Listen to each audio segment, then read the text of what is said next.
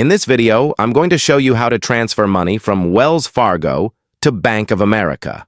On the website, simply sign in to your online banking account and use the menu at the top of the screen to select either Transfer Money or Wire Money.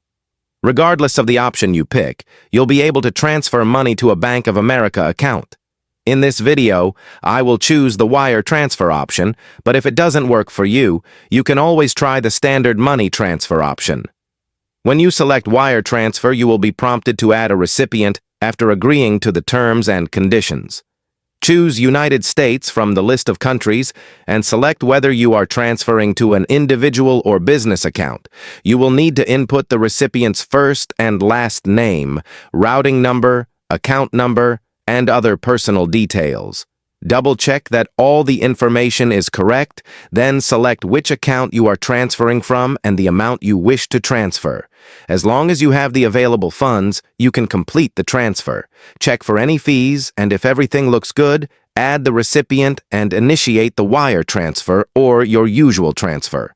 And if you liked the video, give it a like and subscribe.